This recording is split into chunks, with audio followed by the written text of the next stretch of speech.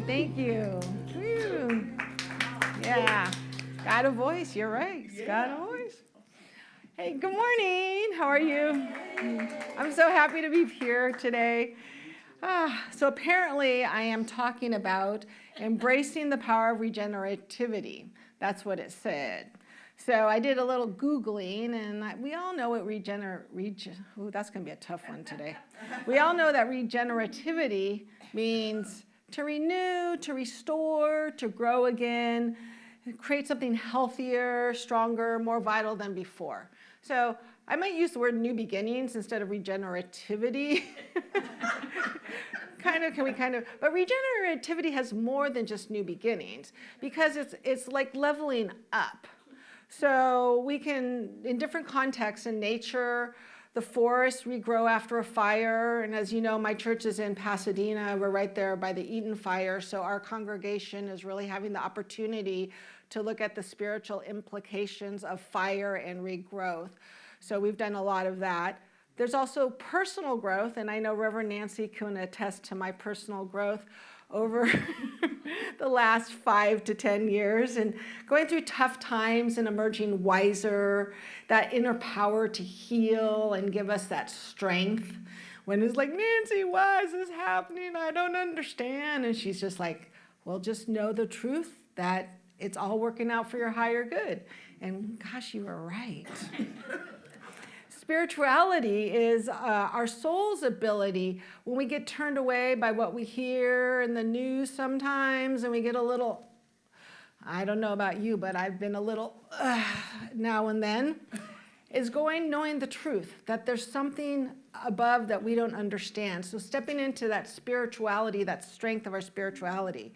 And at its heart, regenerativity is more about just bouncing back, but it's really coming about better, fuller, stronger, more alive, more internally powerful, and just that inner wisdom, that deep inner wisdom. Okay, let's see if I do the slides right. I did it. So 2 weeks ago, I have a Reverend Michael again as a senior minister. And even though we both started there last July, we had his installation 2 weeks ago. And I had to step up to a whole new level, because I got to sit in the front row at this installation.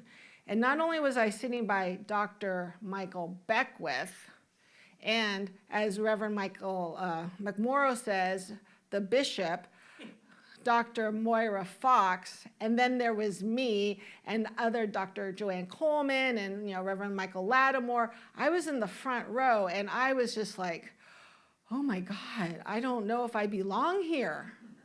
But I had to step up into that higher spiritual wisdom, because I want to be in the back. I'm not really a front person yet. Spirit keeps putting me in front of people, saying, hey, guess what? You think you're a back person, but you're going to be in the front. And originally they said to me, the installation team, they said, what do you want to do? I go, well, just wherever you put me. The answer is yes. And so they had me doing the benediction. I was like, sweet, I can do that. Hey, great show. Nice to see you all. Let's go eat. Instead, I looked at the program, and I was doing the invocation, and I was doing a bunch of other things, and I was like, wait a second. I was just going to do the benediction, and now I had to step up and do the invocation in front of Dr. Michael Beckwith, in front of Dr. Moira Fox, in front of Dr. Joanne Coleman. Dr. Maureen was there. Like, there was a bunch of ministers, and I pretty much had to start the whole show, and I was just like, oh man, I don't know if I can do this. And for a few days before, I was just like, okay, all right, just really questioning, am I really ready for this? And I think I did pretty good. I watched it, and it was really good. So here's just a couple pictures. So we have Dr. Moira Fox. We have me right there with Dr. Beckwith and Reverend Senior Lattimore and Michael Lattimore's family and Dr. Joanne Coleman, and we had drummers, and we had some singing, and the roof came off, and it was just a huge celebration, and it was an amazing day. It was so much fun. So as we think about new beginnings, regenerativity, I have this little picture with the trees. on my refrigerator. So I look at that every morning, and it says, write it on your heart that every day is the best day of the year.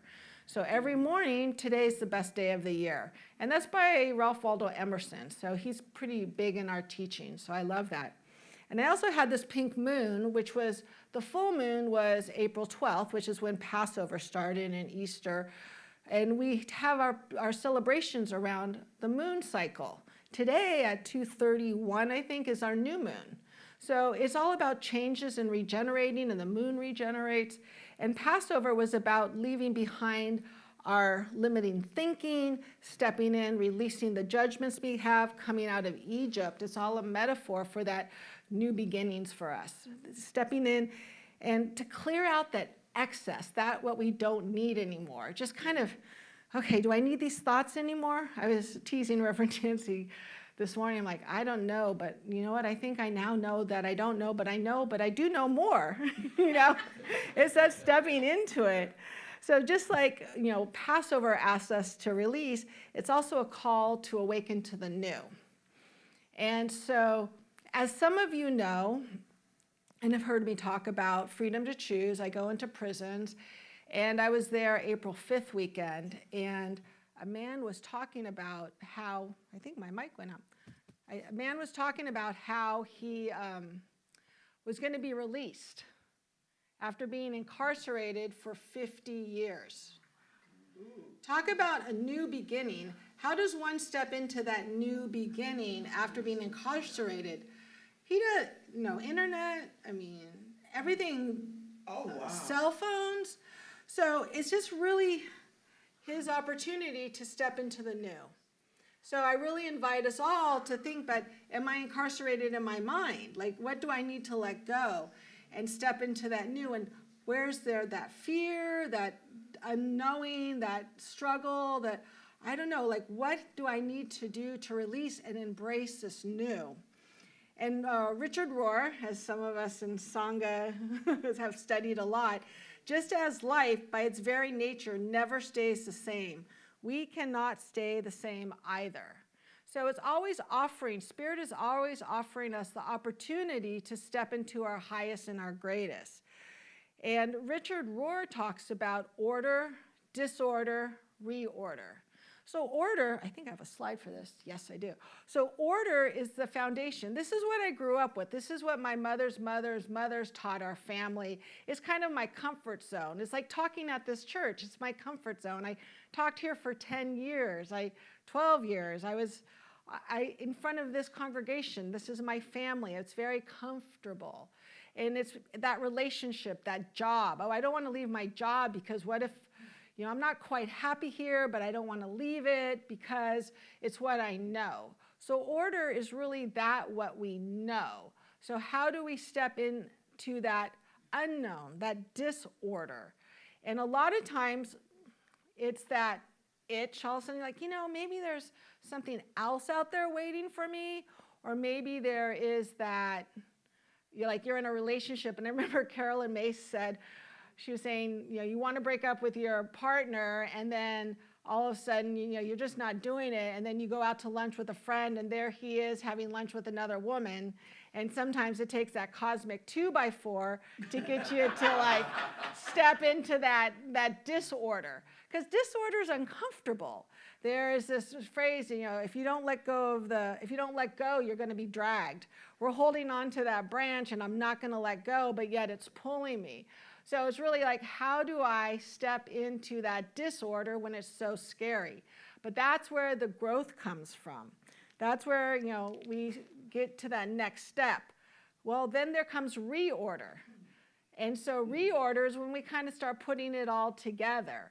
So I know I had to go through a lot of disorder in 2024, which Reverend Nancy, and this is where our practitioners and our ministers come in handy, because I don't know how many phone calls I had with Reverend Nancy during 2024, because there was a lot going on in my life. And I had to step out of that comfort zone and make changes. And I got this opportunity to go over to a Hyatt, but this was my family here. You all were my home, my heart, but you stole my home and my heart, but now I get to sit next to Dr. Michael Beckwith and Dr. Moira Fox. It was a new opportunity calling me to my highest and my best. So reorder kind of puts us together. It gives us that chance to get out of our comfort zone and really move into what is next. I was reading another book by Richard Rohr called The Tier of Things. And he says on page 48, the more you have bought into any kind of absolute and necessary order, the bigger dose of disorder you will need. Right? If you're holding on to the belief, and I know some people in my family are holding on to a belief, and a rule follower, for example, might need to confront a situation where the rules don't work, and to be honest about it. Those who hate people of the LGBTQ family might need to have a family member, a friend, someone they care about come out as part of the LGBTQ movement before their perspectives can change. And it is in and through such conflicts that we come to a third way of thinking, acting and moving beyond the argumentative, dualistic black and white that the mind has created, that to allow the ego not to steer the ship. Does anyone else have black and white thinking sometimes? Yeah. It's not right or wrong. It's It's not pink or blue. There's this beautiful purple. I was doing a workshop, and they had us drawing, and I was frustrated about certain things, and I was taking a pink pencil, and then I took a blue pencil over it, and it's a lovely purple. So it's not pink or blue. There's this beautiful purple in the middle. David White, who I love, his birthday is the same day as mine. I keep thinking that maybe I can write as beautifully as he does. When we make a friend of what we previously could not face, what once haunted us now becomes an invisible parallel ally, a beckoning to our future. That's good. Yeah. So let me say that again. When we make a friend of what we previously could not face, what once haunted us now becomes an invisible parallel ally to a beckoning of our future. Right? So what I once hated now becomes my best friend. And that best friend heals and lifts and regenerativity me. New beginnings. It's a new beginning. And that's where the courage comes, is when we're able to step into that new beginning. You know, it requires faith, vulnerability, courage. Courage is core, heart, strength of heart. So faith is an intuitive experience that God is ever present in our lives, guiding, protecting, and sustaining us. Right? So it's that faith, that trust. So during the installation, I'd never seen Dr. Beckwith in person before. I'd never heard him in person. I've read his books, I've watched his videos, but I've never been with him. I sat there during the installation like, oh, this guy's good. You know? He's got spirit. He's got that passion, that drive. He's got that. And I went home and I rewatched. It was only 8 minutes. He only spoke for 8 minutes.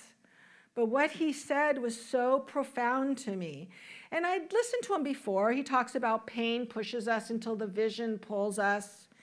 He encourages us to face what we resist and transmute it and allow it to become part of our spiritual evolution. He wrote the book, Spiritual Liberation. So he talks about this. He talks about his life visioning process and embracing the discomfort. But this, when he was talking, I felt that. I felt what he was saying. There's nothing against you. Everything is for you, even the things you don't understand yet. And then in his talk, he was talking about we make a promise to ourselves. Our soul made a promise, a social sacred contract before we even came into this manifestation. I had no idea I was going to become a minister. I was just a tennis coach talking wisdom on a tennis court. Then I showed up at this place to get a massage from Agneta, and next thing I know, I'm taking classes, and A few years later, you put a sash on me and called me a minister, and you said, here, go do some sermons. I had no idea. My soul knew it, but I didn't know it. And Dr. Michael Beckwith said, we used to call this woo-woo. During Ernest Holmes' time, this was woo-woo. And in Popular Mechanics last month or so, Reverend Michael Lattimore was saying this, that there's now evidence, it's science. They're telling us that this is no longer woo-woo, that is actually science. Mm-hmm. You know, it's time for us to step into this and recognize that we are it. We have the ability to really work with our hearts, with our souls. It's listening to that regeneration, that power within us. Where am I right now? What am I willing to do?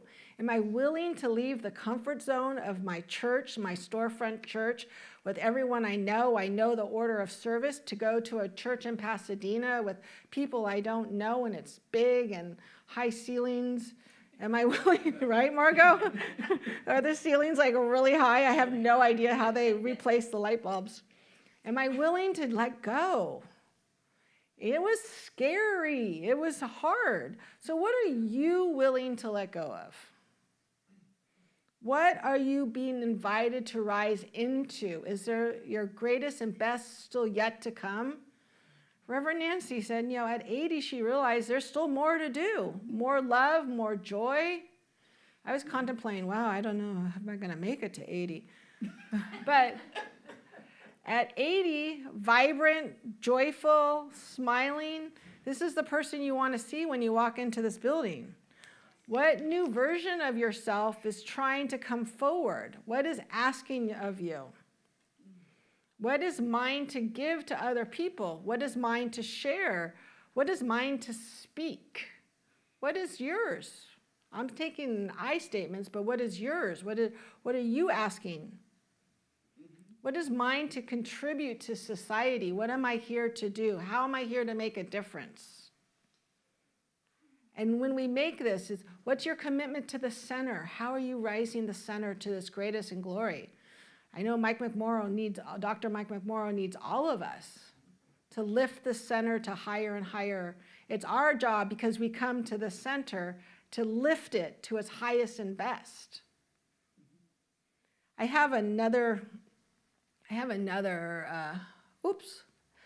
took a snapshot from the YouTube video. So there's Dr. Beckwith talking at our center. I didn't know I had that slide.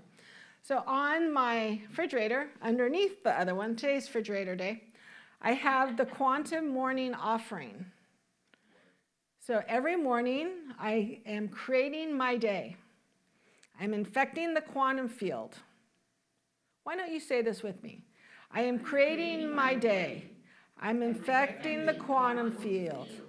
If you are watching me while I'm doing this, show me a sign that you have paid attention to any of the things I have created. Bring them to me in a way I won't expect.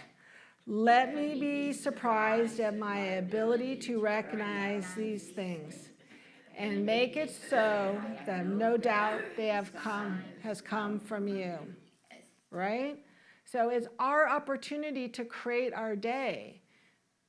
How I see the world, am I listening to what's going on and making it all about, this is horrible? Or am I able to find the beauty in it? And I know it's hard some days.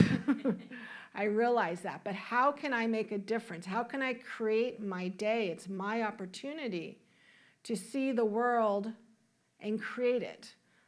Reverend Nancy said to me, sorry, Reverend Nancy, I'm bringing you into this slot. She said, something happened that was really upsetting to me. And she said to me, well, we're going to make sure that you create the energy that something like that never happens again. And I was like, well, what do you mean? How can I do that? But it's all knowing that there is this one power, this one mind. I am that mind, and I create my reality. She's smiling. I told you I'm getting it. So it's really my responsibility to figure out how I want to make my reality. And then I saw this cute little slide. You've changed. We're supposed to. Right? You know, if you think about the caterpillar crawling around in the mud and the dirt, does the caterpillar know that one day it's going to be flying around with these beautiful wings? And for us, are we crawling around in the mud, not knowing we're going to be, I don't know what's next. I have no idea. I have no idea if I'll get to 80. But I do know I'm going to do the best I can while I'm here. And I'm going to keep working and keep working. And the spiritual mind treatment class, meditation class, it's amazing. I encourage you all to take classes. And I invite you also, if you have a Saturday, I'm doing a class on I call it Foundations Light. It's just a 5-week spiritual practice and principles. It's going to be online. So I'll talk to Reverend Dr. Mike and see if there's a way to work it out where I can invite you all to the class. It's going to start next Saturday. But what I really offer to all of us is that these principles and practices are perishable. And if we don't practice them, if we don't go to class, if we don't talk with our practitioner, we can't do it alone. We need help. I needed help. I needed Reverend Nancy by my side to get me to where I am today. And I'll probably need her again. I'm pretty stable right now. Everything's good. I'm pretty stable, feeling pretty strong. But I know I need her. I know she's there for me. And that's what practitioners, our ministers are here for. And even your best friend, because we're all practitioners. Some of us have just paid that extra money to CSL to give us a license. So we all know our spiritual truth. We're all here within this one energy, one mind. I am that mind, is God's mind, and life is good. It's getting better day by day, right? I have some affirmations for us. So I'll say it, and then please repeat after me. I release the past with grace and rise to the radiant truth of who I am becoming. I release the past and grace and rise to the radiant truth of who I'm becoming. Each moment is a holy invitation to begin again, renewed, restored, and reborn in spirit. Each moment is a holy invitation to begin again, renewed, restored, and reborn in spirit. The power that raised me before will raise me again. I trust the unfolding of my divine new beginning. The power that raised me before will raise me again. I trust the unfolding of my divine new beginning. Yeah. So I have a little treatment here. So if we can just go inside. This was in our newsletter written by Reverend Michael Lattimore, and I just thought it was so beautiful. I wanted to share it with you. A little ambient music behind. In the spirit of new beginnings, I offer us the sacred blessing. Standing together, heart to heart and spirit to spirit, we ground ourselves in a collective intention infused with love, purpose, and divine wisdom. I speak this word, knowing that this new beginning is already anointed with clarity, joy, and boundless love. The path before us is illuminated by light of spirit, each step guided by divine intelligence. We walk forward not with hesitation, but with boldness, confident that the future has already been blessed and prepared by infinite mind. Our way is made straight by trust, compassion, and sacred fulfillment. Bound by the unshakable love of the One, we now co-create a ministry and a beloved community that heals wounds, uplifts hearts, inspires mind, and magnetizes light workers from every corner of the earth. And so, with holy conviction, I speak the divine word, that together we rise. We rise into Spirit's highest vision. We rise into the full expression of who we came here to be. And so it is. Amen.